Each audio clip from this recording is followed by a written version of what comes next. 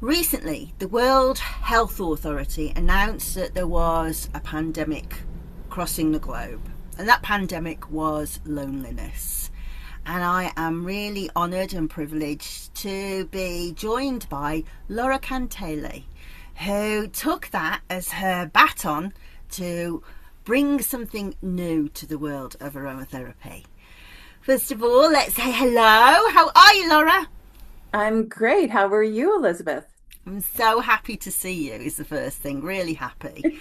And I am so excited to talk about this and a couple of other initiatives. So we'll just do a little bit of housekeeping before we start. So we'll first of all, I'll ask Laura about who she is. Then we'll go into the work for the loneliness, and to give a little bit of a spoiler, it's to do with colouring books and mandalas. So I think everybody can get excited about that. And then we will talk a little bit about her journal. She has one of the most fantastic journals in the aromatherapy community. And then finally, I want to talk about her work with case histories. You happy with all of that, Laura? I am. Fantastic. So first of all, tell people a little bit about you. Where do you come from? What's your background?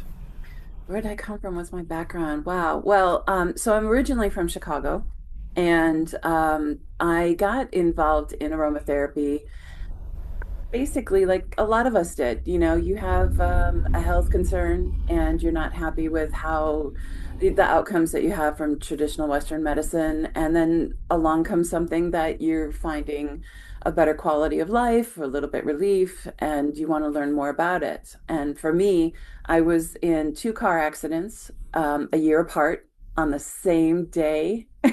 I mean, literally. And the first one, I was pregnant with my son. And in the second one, he was 6 months old in the car seat in the back. And each accident left my back more debilitated and in pain. And I had a friend, one of my best friends, knew someone who was an aromatherapist and asked her to create some massage blends for me for my birthday for my back pain. And they worked a dream. And then later, when after my son was born and he was having a hard time sleeping, it meant I wasn't sleeping. And another friend picked up this little blend in a bookshop called Lullaby and said, try this. And I did. And again, that worked a treat too. And it wasn't until we were packing everything up and moving our moving house that I realized they were made by the same person. So I looked her up, and my husband and I went to see her and have a chat. And we talked for several hours, and I learned so much about aromatherapy in that time. And I thought, this is the best kept secret that everybody needs to know about. And so since then, I've just kind of become a sponge. You know, I went to the American College Healthcare Sciences and got certified. And then later, through that, I met Shirley Price and Len Price, and they became my adoptive parents. And they introduced me to their daughter, and I eventually opened up a branch of Penny Price's school in Chicago. And I ran that for a number of years until I moved to Colorado. And most of my work has been with children with special needs. For a time, a few years, I lived in Chicago. I worked for one of the largest hospices, and they had a spin-off program where they did a pilot program inside a children's um, palliative care home. And it was for kids with life-limiting illnesses like hypoxic ischemic encephalopathy and muscular dystrophy and other brain disorders. So these children were fed through G-tube, they had tracheostomies, they were nonverbal, they were wheelchair bound, some were bedridden. And it was probably the scariest and most, you know, deflating place I've ever walked into, and thought, oh my gosh, how do I do anything to help these people here? But you know what? I got to know the children over 15 months, and I worked with them individually. So each child was treated holistically and had their own blend and their own protocols. And by the end of the study, we saw tremendous change in their quality of life. And, you know, we saw more range of motion, less crying episodes, less anxiety. Um, they dealt with grief better. and they just seem to be much more livelier and happier. And one girl in particular who didn't speak started talking at the end.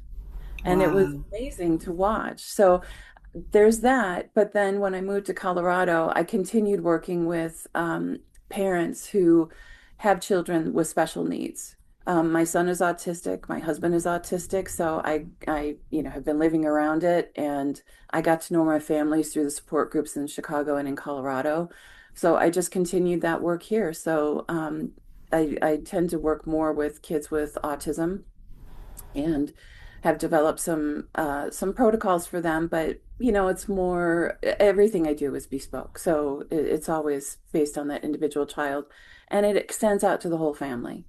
So that's my main work. But for a time, for many years, I worked with the Alliance of International Aromatherapists, and sometimes as a board member and sometimes as a committee member. And when I left that, I felt like I had amassed this huge amount of contacts with educators and aromatherapists around the world. And I thought, well, what can I do with this? Because, these people are a wealth of information. So through that, I developed the International Journal of Professional Holistic Aromatherapy. And we're now entering our 15th year of being a peer-reviewed journal in print. And and it's probably one of the best things I've ever done is trying to bring good current information to practicing aromatherapists to help foster them in their practices. So yeah, and things are always changing for me. I wear many hats in the industry. I also am the chair of the Aromatherapy Registration Council, which is the only credentialing body for aromatherapists in the world. And I co-run the Case Study Collaborative. And, I do a lot of business to business consulting. I do a lot of ghostwriting for my colleagues for their PowerPoints and their articles. And I update curriculum for people to bring it up to standards for AIA and AHA and other organizations around the world. So I stay pretty busy and active in this area. So a lot of people don't know about all the work I do because I kind of do it behind the scenes, but I've just spilled. So there you go. Yes, and if that doesn't bring you a huge amount of work, then there's something very wrong with my job, because I think that you are one of the most skilled aromatherapists in the industry, and certainly the best at talking clinical in a sensible way. So before we go any further, I want to say a massive thank you for all that you work that you do. Mhm. It's Oh, really it's really really appreciated. thank But you. I would love to know about this work you're doing for loneliness, because that really pulled at my heartstrings, because I had seen the same data and I thought this is really so upsetting to me. So the fact that somebody has just kind of picked it up and run with it and thought, what can I do? And for you to have created something so lovely, I want the world to know about it. So tell us a little Oh, bit about it.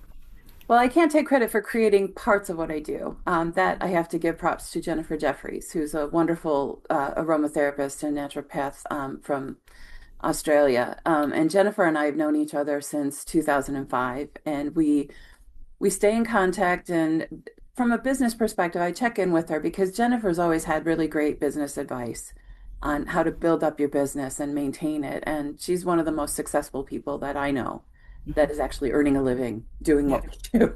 yeah, Um, but in 2023, after COVID started, dissipating, the World Health Organization had declared that loneliness had become a pandemic. And we started seeing more concern for everyone's health and well-being, their mental health and well-being after coming out of COVID and everybody being shut in. And people started getting used to doing everything like this over Zoom and Teams, and the getting people out of their chair and into the community was like pulling teeth. People had become so accustomed to being behind a screen. And I really, like, I gave a presentation a couple of years ago about getting out of your chair and into the community, because I think that as aromatherapists, that's the only way um, to sustain us as a practice. And so we have to kind of go back to our roots of, I mean, I don't know about how, like, the ages or age groups of many of your, viewers, but I see that a lot of aromatherapists that I see at conferences are, over 50, Yep. many are over 60, Hmm. some are in their 70s, and they're starting to retire. And, when you go back and see, like, I've been in this business for 25 years. And when I started in this business, it was you don't just hang out a shingle and expect that people are going to flock to your door. You have to actually go out there and get the business and bring it in. And the best way to do that is through education. So at that time, when everybody was reading newspapers, it was writing articles about aromatherapy and telling people what it is, how it can benefit you, and what you can expect from a consultation or a session. Because when you're going to go see a massage therapist, you know exactly what's going to happen. You're going to drop your clothes, you're going to lay Yep. on a table, but with an aromatherapist, they really don't know what to expect. And then you spoke to support groups for cancer, women's groups, health fairs, and you brought that in because you were in the community talking and about what you do and demonstrating what you do. And I find that a lot of people during the pandemic had become what I call armchair aromatherapists. They went to an online school and then they started doling out advice on Facebook behind sort of a curtain of anonymity because you're not face to face Yep. and being put on the spot. There's that delay in the conversation, right? You type, Hmm. they type, and Yeah, they I mean, to be fair, to be honest, I'm kind of that aromatherapist because I don't go out and see that many people. I work from home and study from home, and I absolutely agree that hands on bodies is your best feedback that you can get. Right. Yeah. The experience is where we get a lot of, we can learn in theory all we want. It's the experience and having the unexpected outcomes that we were learning from, right? So my whole thing has been to sustain us, we need to get back out in the community. And we need to start doing the things that we were doing 20 years ago to get ourselves back out there again. And and so I was reading Jennifer's book. She has a new book out last year, uh, about stress. Has a little bit of a profane title, but and and I was reading the book, and again, it was like I was reading her book, and she was talking about the pandemic of loneliness, and I was reading articles, and it's like that was the message that I just kept getting over and over again last year. And it was a topic for the journal that we did two issues back to back. We're going to do another one, but we're going to look at the mental health and well-being of um, young adults and teens because their stressors are very different than Yeah. adults. Yeah. So this has kind of been a recurring theme for me. And I thought, well, I don't have some huge practice where I've got, 30 clients a week. My practice is much smaller because of all the other hats I wear, but I do want to do what I can here in my community to start helping. And the thought was, they always say, think globally and act locally. And so for me, it was it was an idea that I got from Jennifer Jeffries because I paint and I haven't done it for a very long time. I've been wanting to get back to it for years. And she was telling me that she had a group of students in from Taiwan and she was using her aromatherapy insight cards and with mandalas. Um, and I learned, so that was where I got the idea. So what she would do is she would have someone pull their three cards. She Uh-huh. would make up a little blend or have them make their little blend, and they would smell it while they're coloring a mandala, That's beautiful, right? isn't it? It is. But to do this in the real world, you can't do it with a group of 15 people Yeah. because it takes so much time Yeah.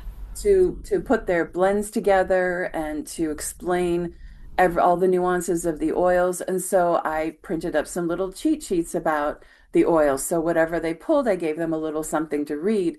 And again, it would take like 40 minutes just to get everybody situated before they could even start coloring. So I've had to adapt it a little bit differently. But I have to say that the first time I did it, The response was amazing. I mean, I've been trying to do more activities in senior living homes because that's where I find there's a lot of loneliness. Yeah. And the first time I went in there, I had so many people come to my presentation, and I was just giving a talk. And then later, when I talked to the activities director about coming in and doing more activities with them, I brought up this idea of doing the scent and the mandalas, and it was a great idea in theory. And it was just kind of like herding cats, and it took a lot of time. But I have to tell you that so many people came up to me afterwards, and they had the same reaction that I learned about when Jennifer was first telling me about her cards years and years ago. And that is, how did you know? How did you know that this is where I was on my journey? How did you know that this is the physical thing I'm dealing with? Or how did you know that emotionally I was feeling this way? Because everything that I read was really hitting me to my core. And I feel now like I'm being somebody out there understands what I'm going through, and Oh, smelling the essential oils really helps. And so those people are now starting to come back, and now they're having me come back every month to do a different activity with them. But we still, every now and again, we'll bring back the mandalas with the scent because that was so impactful. So rather than having them pull three, I'll have them just pull one card and work with just one oil. And then if they want to do a consultation and we do insight cards and do a full blend, then we do that. But we do that after. And then sometimes we don't even have time. Like if we were joining activities, we don't have time. I might bring two relaxing blends with me, and I'll put them on blotters and let them pick which one they want. And I'll put the first time we did this, I had the BioS patches, so I put the drops on the BioS patch, and they wore it while they were painting or coloring. And the patch is really only meant to hold like one drop. So it's really difficult to get just a teeny tiny part of a drop yeah. of Yeah, the especially three. if they shake. It's Yeah. like you need the really thin dropper to be Yeah. able to get the tiniest of drops to get three of them on there and not have it oversaturate. So we thought we'd be a little bit smarter the next time we tried it. And I bought some felt, it was felt sheets that had adhesive on the back. And I bought a larger hole punch. And the idea was that you just punch out a dot that you can put in the center of the mandala, right? Oh And my you put the gosh, that's so oil on the back. clever. I love that. Yeah, it doesn't work. I just stolen that. I'm glad you told me that didn't work. It didn't work because the hole puncher, the adhesive is so strong that when you use like a hole puncher like It this, sticks to that. it gets stuck in there Oh and my god! you And can't pull you, it out. oh, Laura, as well. I am the most clumsy person. I'd have had it stuck to my ears and all sorts. So I'm glad that we haven't gone down that route. So Oh, tell me the success. so the success is you can now buy pre-cut round dots in Right, different sizes that have the adhesive on the back. So you just peel it off and then you just stick it in the middle and you fabric put your ones. drop or two of essential oil on it. And then as they're over it, when they're painting, they can smell it because it's coming off the mandala. I love it. Do you know, I'm kind of going over ground that I wasn't expecting. Well, obviously, I kind of expected. But I was only talking to somebody yesterday who was doing similar kind of work. She wasn't doing mandalas, she was doing painting, but it was always with rose oil. So there's no variation in the different oils, always rose oil. And so because she's like looking to kind of bring that heart energy through, but Comforting hug. exactly. But my god, it must cost her a lot of money. But I I bet it, love, I know. But so it's lovely to see that. Like, I love it when somebody has an idea and somebody else has had it and somebody else has had it and somebody, it's like the collective conscious all joining up. well, So I bet they love it. So how many people are you managing to do at a time when that happens? I would say 7 or 8 people is more manageable. Sometimes we have as many as 15 sometimes, but 7 or 8 is much more manageable. But so that they're not doing the same thing every time. We're kind of mixing up the activities now. So we did the painting of the mandalas in one, and then in another, I did a mini aromatic retreat. And for that one, it was more about I wanted them to get into their body and really like feel where their stress and tension was being held because they can't always get out to get a massage. And there's very few massage therapists that will go into the facility because they don't want to drag a table around and, or a chair massage. So I wanted to teach them some ways that they could release their stress when I'm not there. And if they don't have any aromatherapy around them. So we did a mini aromatic retreat and I we had chairs in a semicircle. We laid towels out on the floor because you don't want people with walkers to be slipping on Mm. water on the floor, right? Oh yeah, yeah. And we had big tubs that I put warm water and I had a hydrolat in there and some Epsom salts and sea salts. And then I floated some flower petals on the top. And so they came in, they picked a relaxing blend. It could either be lavender or it could be a blend. And we put some on a cotton ball in just a little measuring cup. And they sat with their feet soaking and they had their little cup. And I had two CD players running. One of them had some ethereal music in it. And then the other one had a guided meditation by Sharon Salzberg. And we did a loving kindness meditation together. And then we did a body scan. So, with their eyes closed and occasionally bringing over their oil to smell, they would sit comfortably and we would keep warming up the water.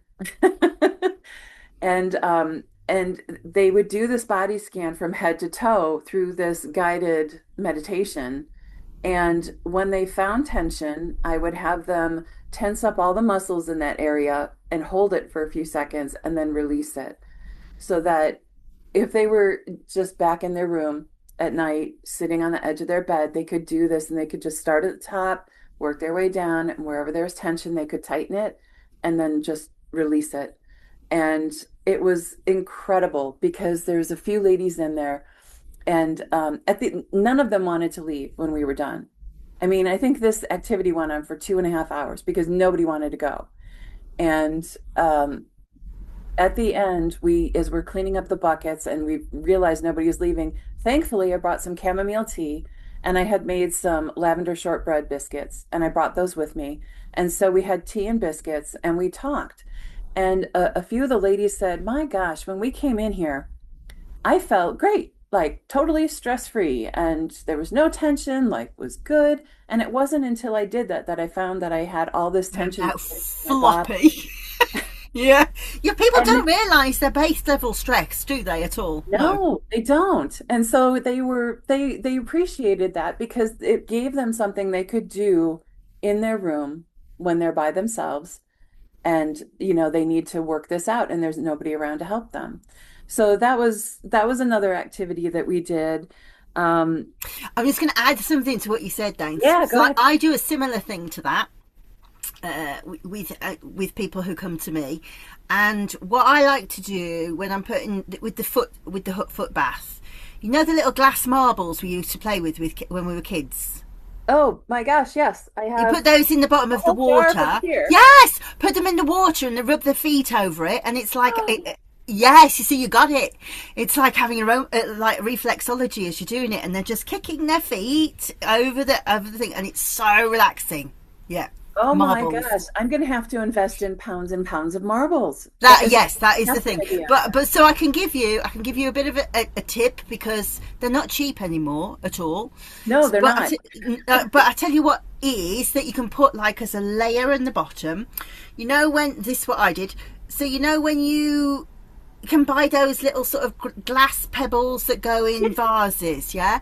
So Yeah. they're cheap as chips. So you put those on the bottom and then you can roll the marbles over the top of it. And then you get more of a like undulating effect as well. So it really does kind of pummel the feet. Yeah. That is an awesome idea. Oh, I can't wait to try that out. I know. So you need to report back. And I have to tell you that at the end of every session that I do, I always ask for feedback on not only, well, how was the experience for them, but what more would they like to do? Like, give me ideas. And they always say anything with the feet, Oh, do they? anything with the feet, because that touch, that Yeah. connection, right? It's less intimate than touching their hands or their face or giving them a hug, but Mhm. they're still being touched. Yeah. And they're being touched in a place that they're not normally touched, which makes it that much more, intimate. So it's like intimate at a distance, right? So it works really, really well for them.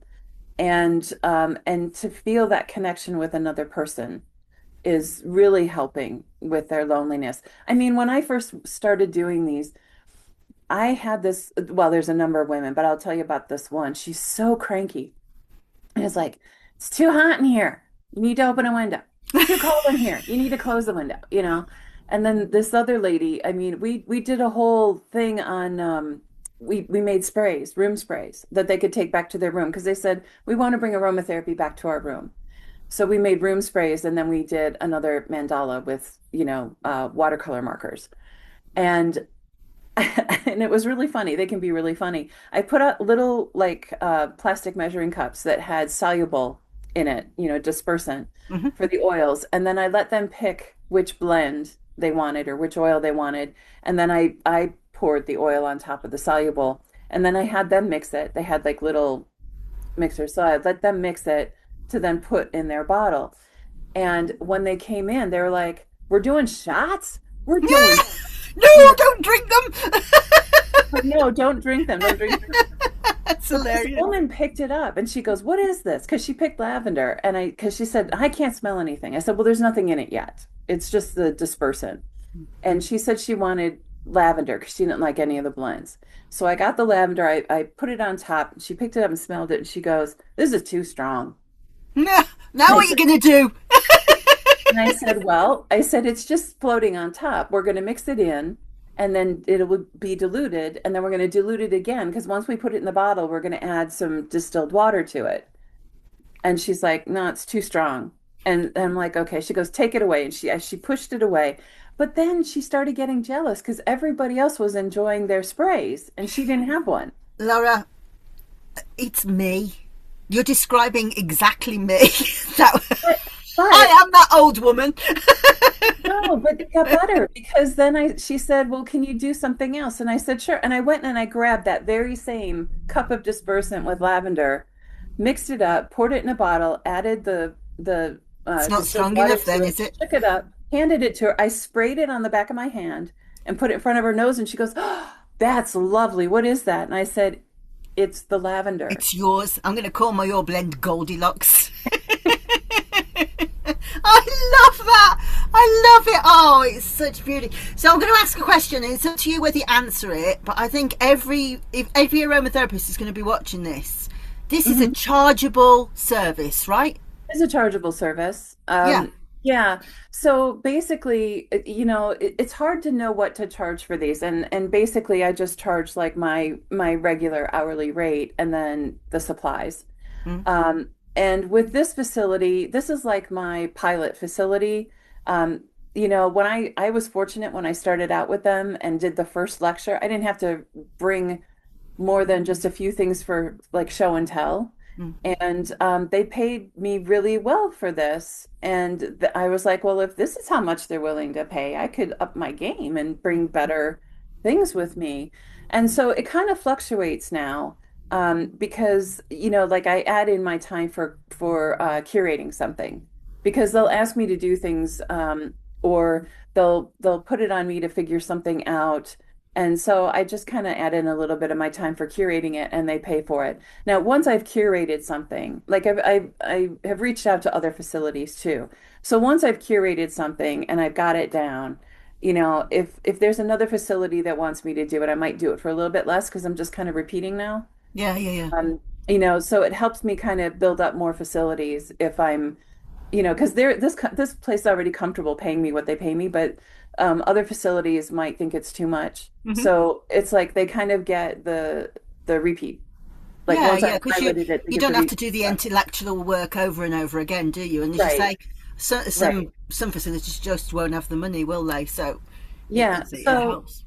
to give you a range, like for me, with these activities, I've gotten anywhere as much as like $270 on the high end, and in other cases, like 215 for the piloted ones in American dollars. And then when I've done a repeat of it somewhere and they've provided all the materials, like at Christmas time, we did, the pomanders with the oranges and cloves and Yeah, ribbon. yeah. So I did that with them. And then another facility asked me to come and do it with their people. And they were lovely. Oh my God. They were so engaging. They used my name. They were engaged with each other. They were just so happy. I'm like, they don't need me to come here. They've got a good thing going. Yeah. For that one, I mean, it was $150, right? I just showed up, gave them an hour, hour and a half of my time, talked to them about aromatherapy while they were doing their work, and that was that. I mean, I gave them a lot of tips because the pads of their fingers are so sensitive, and the skin is really thin. Yeah, I was thinking that when you said about pushing cloves in, I was thinking, gosh, I'd find that difficult myself. So how did Yeah. you manage that? So what I did was I brought markers for one thing, so they could mark out the pattern that they wanted to stud. And then I gave them toothpicks so they could pre-do a hole with the Yeah. toothpicks.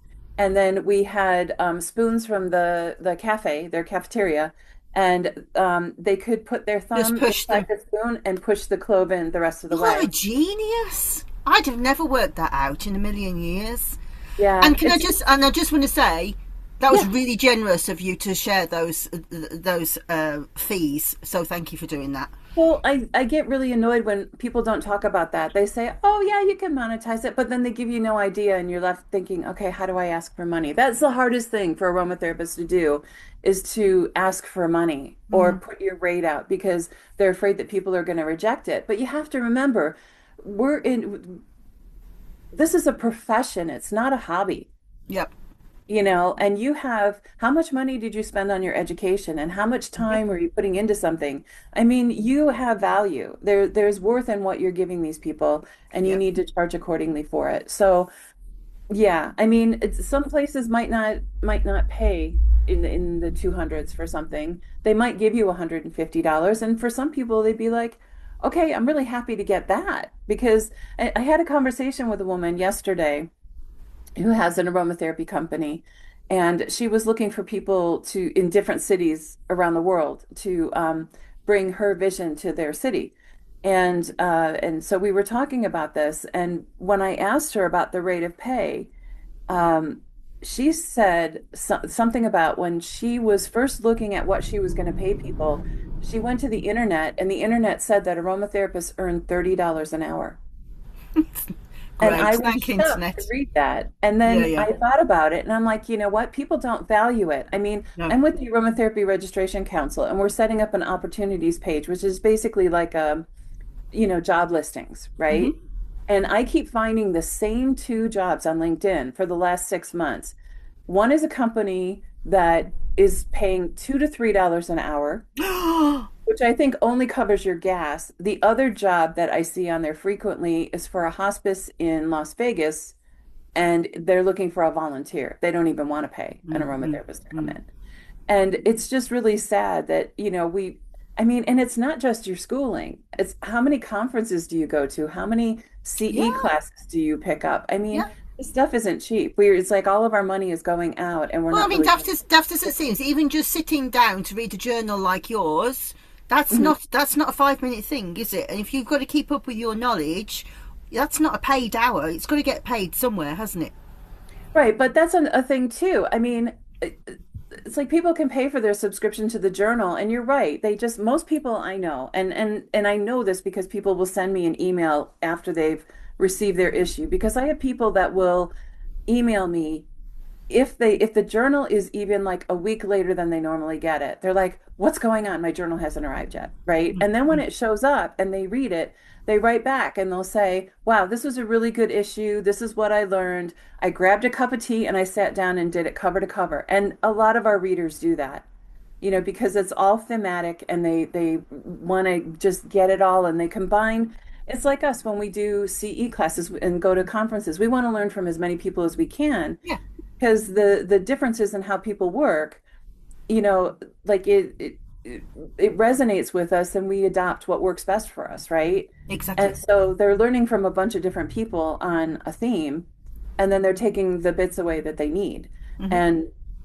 And so what a lot of people don't realize with a lot of our organizations like ARC, like AIA, I'm sure it might even be the same way with IFPA Hmm. or IFA, is that if you read a journal article and you summarize it, I don't know what the word count, it varies per group, but usually it's like you can get one CE for every um, 250 words.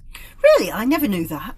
So so when you get a journal and you take your time to read the journal and really take on the information, if you write up a summary, you can turn that in to get CEs towards your membership, towards your ARC registration or Oh. re-registration, whatever, whatever you need to accrue CEs for. There's a lot of places now that will, take that on board because you are continuing your education by reading this Hmm. journal and then Yeah, because summarizing what you learned. it, exactly, and I think that in some ways you learn more from reading a journal article than you do than listening to a video like this, because potentially you'll listen to this once, you'll take the thoughts away, and you'll forget it. But if you are close reading a journal article, you'll see lots of different nuance that you wouldn't see from a video or from a conference Right. presentation. All of those things, different ways to learn, aren't they? Well, and then you can go back and reread a passage Yeah, over and over again exactly. Yeah. until it really solidifies. So I think that people can get better comprehension because when you're at a conference, you're feverishly writing your notes as the speaker is talking. And as you're writing, you're thinking about what you're putting on the paper that you might miss the next two or three sentences that the speaker says. And you can't just go back and rewatch it unless they've recorded it, and then you have to wait a few months and go back and watch the recording again. So You just sparked a really funny memory there. So you just thought, why do you think that was so funny? I can remember going to Beijing for the IFA, and I was mhm. so excited to hear Valerie Ann Warwood speak. And I'd got my notebook and I'd taken notes all the way through so rigorously. I've still got the notebook of all everybody's notes, lovely pink notebook. And just jet lag hit halfway through, and I was aware that, like, I'm two sentences behind. I'm four. Oh dear! And my pen went across the page. And So you're I going to have sleep in no. the chair. Yeah. So sometimes you can't take notes at all, can Right. you? Yeah. No, I totally get it. So I like that this is and and it's on the shelf and it's in print. I mean, I do offer a digital version, but 99% of my subscribers want it in print because, I have all the topics on the left margin on the cover, so they just pull it off the shelf, skim it. I'll index it eventually. But and it's easy for them to find what they need and then they can take it with them. They can sit in a comfortable chair and they can read it. They don't have to sit at their computer and read across. And I just think it's one of the best ways. You can get the same thing for reading a book. A brand new book comes out, you can read that book and summarize the book and you can get CEs for it.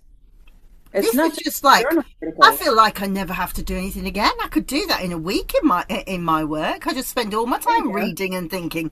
That's it. You've opened a whole new door to me, Laura. You know what? My, And then you could send up your written book review to the IJPHA and we'll publish it for other people to learn about that book.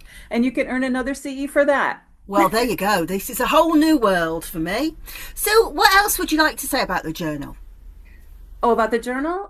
What can I tell you about the journal? So I've mentioned, so we're peer reviewed, right? And the people ask me about that because the peer review process, I don't think some people understand. So when you submit a paper to us, I take your name off and it goes through one round of editing and formatting, and then it goes off to a peer review panel, and they don't know who wrote the paper, and the people who wrote the paper don't know who reviewed their paper. And I have to say that I am one of the most fortunate people with my peer review team and the guest reviewers that I have, because with a lot of peer reviewed journals, if I submit a paper, they might just read it and send a letter back saying, we're going to publish it.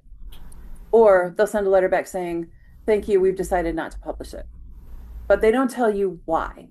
And I want to, I'm an educator at heart. So I really want people to be able to write more, have confidence in their writing, and feel comfortable writing because I've had so many people tell me that once they've gone through our peer review process and they get the constructive criticism from our panel, they go back and they revise their paper. They put in more references. They have a better understanding of what to put in a case study. And what's great about that is writing really good case studies makes you a better practitioner. Yeah. Because if you know what you need to put on that paper for a case study, you remember to ask those questions and make those notes in the consultation. And so many people have come back to me, even when like I've gotten a paper, this has happened a few times where I've gotten a paper that was the substance was good, but the paper was so poorly written that, anybody else would have looked at this and even an association journal would probably say, yeah, no, I'm sorry. This just needs so much work. And we don't give up. Mm. So we go back and forth with the author to get it to a publishable point. And then at the end, these people who I thought, gosh, I really hate to let them know that the feedback was so bad. And they've come back and said, I appreciated that because it's made me a better practitioner because I'm taking better notes. I'm asking better questions. I'm really engaging more with my clients and I'm more confident in my writing now. And I have you want more case studies? I'm happy to write more because I feel better about it now. And I think that it happens a lot that once we graduate from aromatherapy school and we have to go out there and be a practitioner now, we've gone from student, which we can, say, well, I'm just a student, right? So if something doesn't go right, well, I'm still learning. Yeah, yeah, yeah, yeah, But now yeah. you're a practitioner and people expect you to be a professional. And I think a lot of people have imposter syndrome once they graduate I think, because they yeah, just, I agree with that. But I also think that, like, when you go to university, every time you go up a year, you get a new tutor who wants to see something different. And by the end of the year one, you've got the formula down of, right, this is how I please this person. But then you get to year two and it's like, oh God, that just didn't work with that person. And so right. the more people that you learn to please, that obviously translates into better relationships with your patients as well, because you learn to be adaptable to what they want as well. Yes, yes. And it's especially true, like for me, like when you're working with a special needs population, you need incredible flexibility Yeah. because those sessions are so unpredictable. The child is not just going to sit in front of you quietly while you let them smell a few essential oils on a blotter and help you, like guide you to what they like. I mean, they're up, they're walking around, they're Yeah. going through your things, they might leave the room, and then you have to move. You have to move your consultation. I mean, when I was featured in that Netflix documentary, Unwell, right?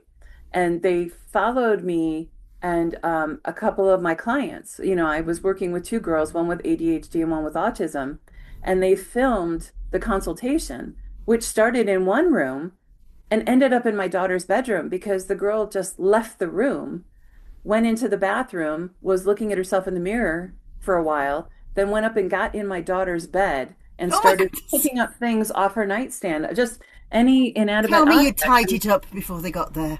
And thankfully she,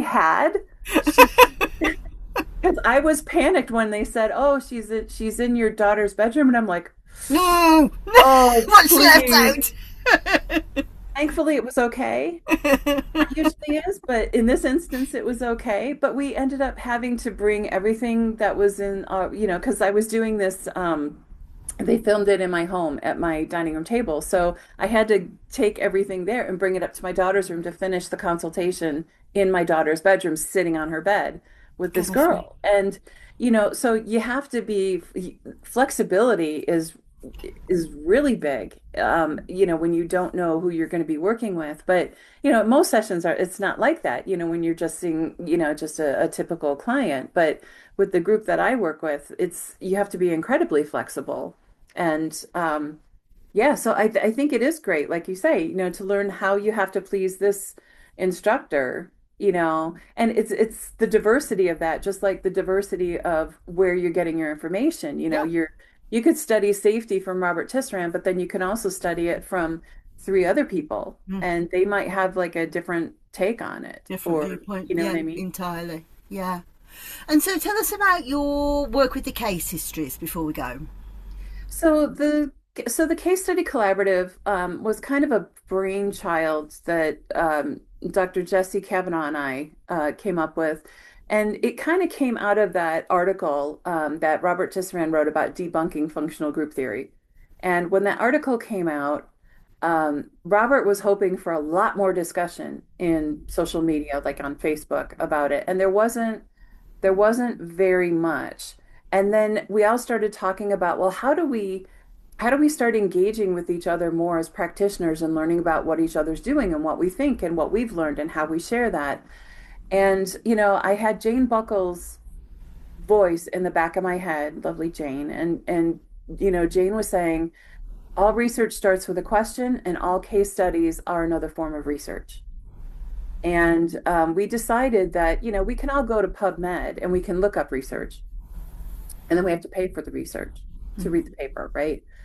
And I know that Bob Harris had his database, where you got personalized attention, where he had the papers, so he would discuss the papers with you and make sure that you fully understood it. And we thought, well, how come there's not a database of case studies? Because that right there is our evidence base. I mean, we're writing what we actually saw in our practice and our work. We should be sharing that. And then again, I'm hearing Jane saying, well, if you've got um, if you're writing a case study on lavender for headaches, and then five more people have a case study on lavender and headaches, and you put them all together, then you've got a case series. Yeah, And and you've got a really rounded, like we were saying, different viewpoints all the way around, different ways to look at right. it. Yeah. So then you put more case series together, and now you've got more of a meta-analysis, which is what Jesse does. I mean, Jesse's with Nutraceuticals Research Institute, and so what we created with the case study collaborative is that when you first enter, and you have your case study in hand, or if you have it in Word doc, is probably easier actually. There's a series of questions, and this is really for the person who isn't accustomed to writing case studies because the questions are put in a specific order so that as you're answering each question, you're unwittingly writing a case study. So you can cut and paste from your case study or just type in your answers, right? And then that data in each of those cells goes into a Qualtrics database that the Research Institute uses for meta-analysis. So then Jesse can pull data from all of these papers to write a meta-analysis that's going to eventually end up on PubMed, right? But then the second part of it is at the very end, you have the opportunity to upload that case study, and that comes to me, and then I polish it up, and then I add all the tags to it, and we tag it by the essential oils used, the condition treated, and the main chemical components.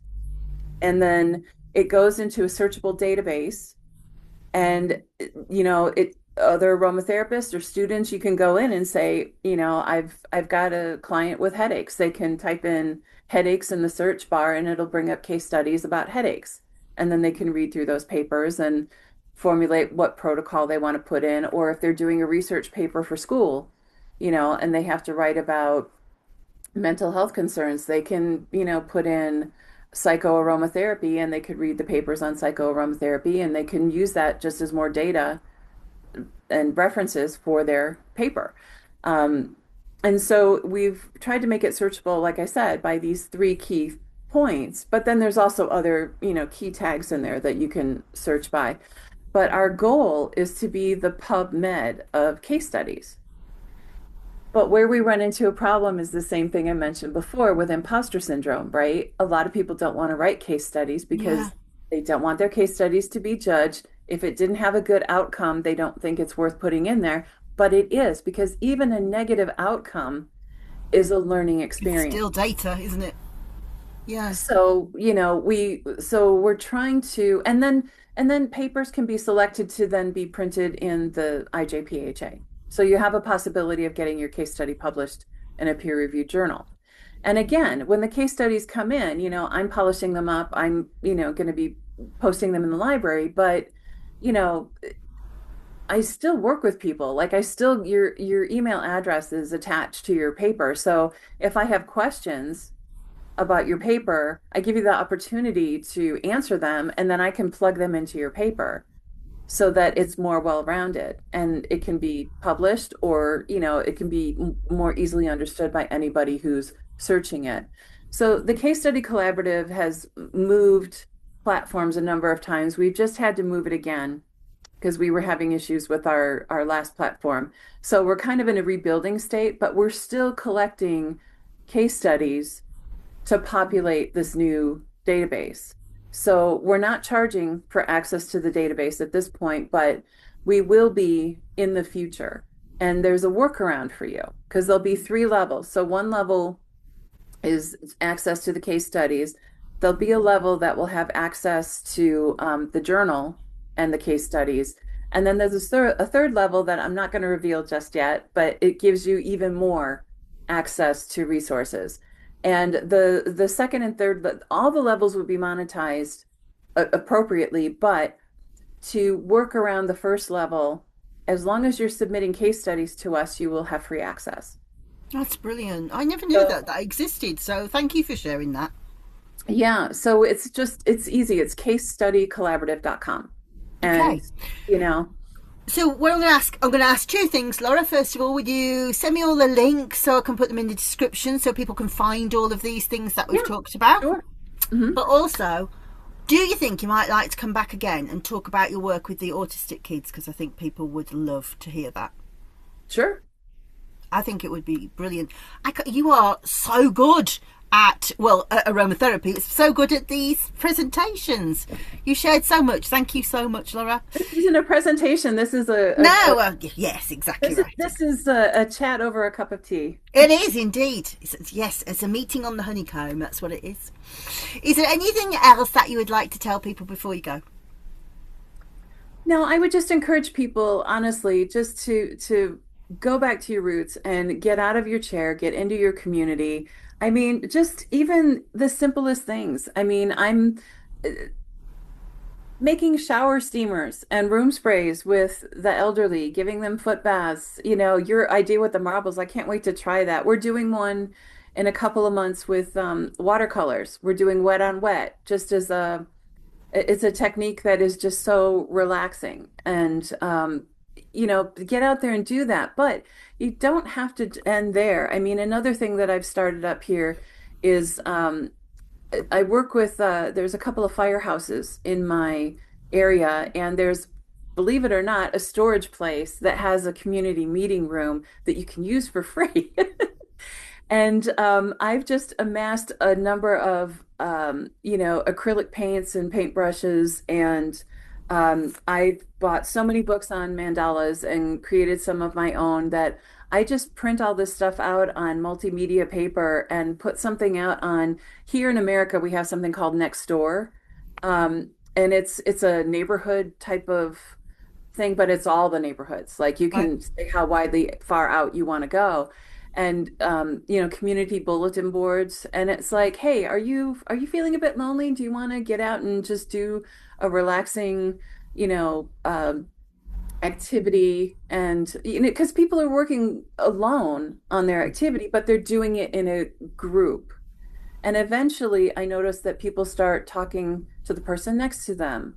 And then by the second time or third time, they're talking to like two or more people. And then they start talking with everybody. And it starts to build communication and it builds relationships. And I think in this time of loneliness, bringing it back to that, that's really where we need to be is building up community. And Yeah. so I'm taking the show on the road. I mean, I'm doing it at firehouses and libraries and wherever I can get a free meeting space or a cheap meeting space, and just inviting people from the community to come along and do it. And if they can't pay a fee to cover the supplies, then just put out a donation can and say, pay what you can.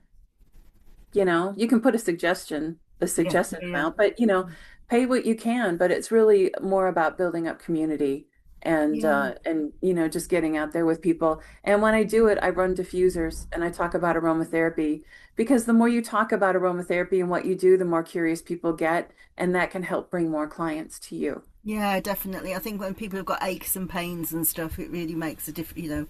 If they think that there's somewhere that they can go to get that resolved, it's a big thing, isn't it, in terms of advertising? Well, we're in a business about making people feel better, right?